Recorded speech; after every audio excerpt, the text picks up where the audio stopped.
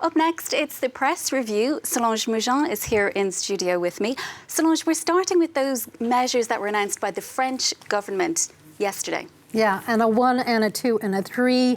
That is Libération's Three's a Charm headline today. The French paper hails yesterday's announcement by the government that starting tomorrow, anyone who is fully vaccinated should get a third dose booster shot. But the paper notes that the move feels less like an invitation and more like an order, in part because France's health passes will require proof of a booster shot come January. Now, for Le Monde, the roadmap out of the coronavirus pandemic is a twisty, knot-filled maze. As we can see in the paper's cartoon by Heng, there is currently no clear roadmap out of the crisis. And for the illustrator Coco, France's new measures, well, they're an attempt to save Christmas, and quickly. But Santa may already have become a big red COVID blob. Time is of the essence on this one. Yeah, The Guardian's front page today is covering the pandemic with increasing concerns over a new variant, the B.1.1.529. It is highly mutated and a very different version of COVID, which is raising concerns over immunity. So the UK has, The Guardian tells us, blocked flights from a number of African nations, including South Africa, in the hope of slowing the spread of this mutation. And turning now, Solange, to the drowning tragedy in the English Channel this week. It sent shockwaves right across the UK and France. Yeah, the personal anguish over the drowning can be felt on the front page today of the Daily Telegraph. The paper spoke to the husband of one of the migrants that may have died. Quote, "My wife was on the boat. I tracked the GPS and then it disappeared." He is waiting for confirmation and believes that she was indeed on the boat that capsized, leading to the drownings of dozens of people.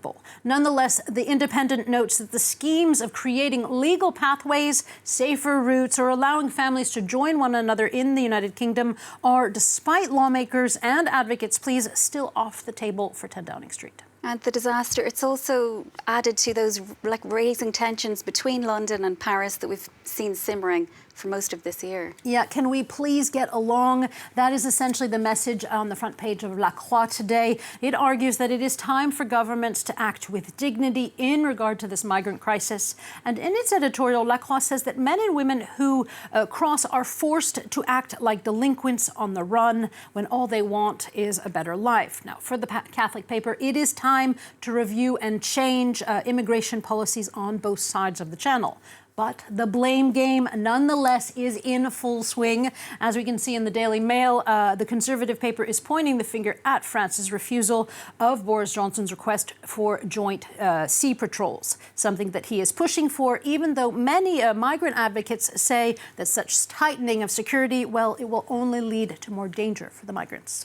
And cartoonists are also treating the issue, Solange. Yeah, for the cartoonist Steve Bell, the debate has both UK and French warships slinging profanities at one another in both languages while the body bags are floating at sea.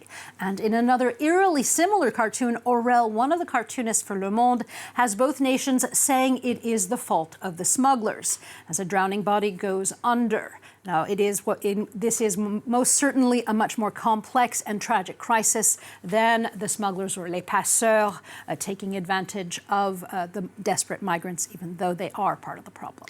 There is, though, a more positive migrant story in some of the papers today. Tell us a little bit about that, Solange. Yeah. As La Vanguardia tells us, Shabat Gula, her face rose to international fame when she was featured anonymously on the cover of National Geographic in 1984 to illustrate the plight of Afghans during the Soviet War. Now, her image touched thousands, but no one publicly knew who she was until 2002, when the photographer of the original photograph, Steve McCurry, well, he went looking for her again, and he did find her after a long search in Pakistan and Afghanistan. And fast forward to today, as Le Courrier International tells us, the Afghan girl with green eyes, as she was known, has requested to flee Afghanistan, and she requested that when the Americans left.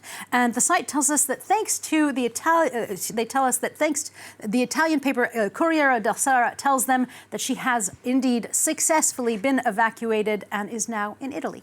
Okay, so switching tack entirely. Yes. Solange, you found that there's a problem in maple syrup land. Yes, or as other people call it, Canada, the country known as Canada Maple Syrup Land. Now, Canada produces 70% of the world's maple syrup, and it doesn't have enough of it because of small yield last year and rising demand.